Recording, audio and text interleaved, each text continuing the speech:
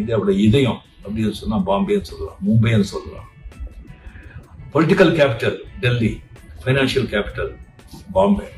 எனக்கு பாம்பேல வந்துட்டு எனக்கு வந்து அம்பானி அவர்கள், டாடா அவர்கள், அவர்கிட்ட எல்லாம் வந்து நெருங்கி பேசி அவங்க வீட்டுக்கெல்லாம் போய் அவங்க கூட சாப்பிட்டு பழகிற சந்தர்ப்பங்கள் எனக்கு கிடைச்சது. அதே மாதிரி வந்து டெல்லியில வந்து பிரைம் மினிஸ்டர் நரசிம்மராவ்ல இருந்து, வாஜ்பாயில இருந்து இப்போ மோடி வரைக்கும் அவரு கூட வந்து உட்கார்ந்து காஃபி சாப்பிட்டு, டிஃபன் சாப்பிட்டு பேசுற பழக்கம் எனக்கு கிடைச்சது. இந்த 2 இடத்துலயும் நாங்கள் பார்த்தீங்கன்னு சொன்னா டாடா ஆகட்டும், இல்லை அம்பானி ஆகட்டும், இல்லை மினிஸ்டர்ஸ் ஆகட்டும், அவங்களுக்கு தான் வந்து மெயின் வந்து அவங்களுடைய பர்சனல் மேனேஜர்ஸ், பர்சனல் அட்வைசர்ஸ், அவங்க எல்லாமே 70 to 75% தமிழ்நாடு தான் இருப்பாங்க. போத் பாம்பேலையும் சரி, டெல்லியிலையும் சரி. நான் அவங்ககிட்ட கேட்டேன், 2 பேரும் கேட்டேன், எப்படி இது நீங்க தமிழ்நாடு வச்சிருக்கீங்க? அவங்க சொன்னாங்க, தமிழியன்ஸ் புத்திசாலிங்க, நல்ல உழைப்பாளிங்க, நன்றி உள்ளவங்க, நாணயமா இருப்பாங்க அப்படின்னு சொல்லி. அந்த குணம் தமிழுடைய குணம், அது எல்லாம் இருக்கிறதுனால தான் இங்கே போனாலும் சந்தோஷமா ஹாப்பியா இருப்பாங்க. அண்ட் இந்த ஒரு விஷயம் உங்களுக்கு சொல்றேன், 2047 இந்தியா வந்து வல்லரசு நாடு அவங்க சொல்லியிருக்காங்க. டெஃபினட்டா சொல்றேன், வல்லரசு நாடு ஆகும், அதில் எந்த சந்தேகமும் கிடையாது. நல்ல வந்து இன்னொரு 10-15 இயர்ஸ்ல பொருளாதார ரீதியாக வந்து இன்னும் ரொம்ப முன்னேறும்.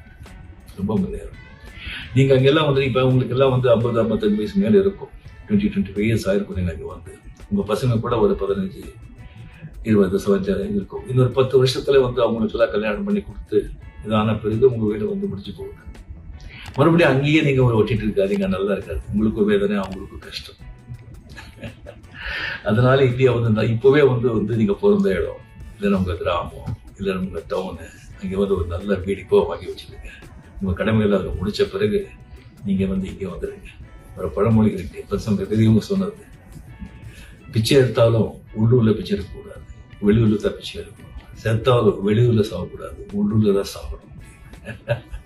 ஸோ உங்க கடமையெல்லாம் முடிச்சுட்டு நீங்க வந்து இந்தியா நீங்க வந்துடுங்க. இந்தியா சந்தோஷமா இருந்து நீங்க போன அந்த பள்ளிக்கூடங்கள், காலேஜ், நீங்க அந்த நடமாடின அந்த இடங்கள் அதெல்லாம் பார்த்து நீங்க வந்து அப்ப எல்லாம் சைட் அடிச்ச அந்த பொண்ணுங்க எல்லாம், சாரி அந்த கிழவிங்க எல்லாம் இங்கே இருக்காங்க, இதான் அவங்களை போய் பார்த்து சந்தோஷமா ஹாப்பியா ஒரு காலத்து சந்தோஷமா ஹாப்பியா அதிர்ஷ்டிக்கு இருக்கலாம் அப்படிங்கிறது என்னுடைய ஒரு சின்ன ஒரு அபிப்பிராயம்.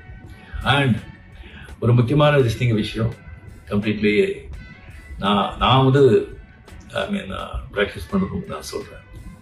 நான் 50 இயர்ஸ் ஆச்சு, இல்லை உங்களுடைய ஆசீர்வாதத்தால், உங்களுடைய ஆதரவாக இன்னும் சினிமாவில் ஆக்ட் பண்ணிருக்கேன்னு சொன்னால் ஓன்லி உங்களுடைய அபிமானம், உங்களுடைய ஆதரவு தான்.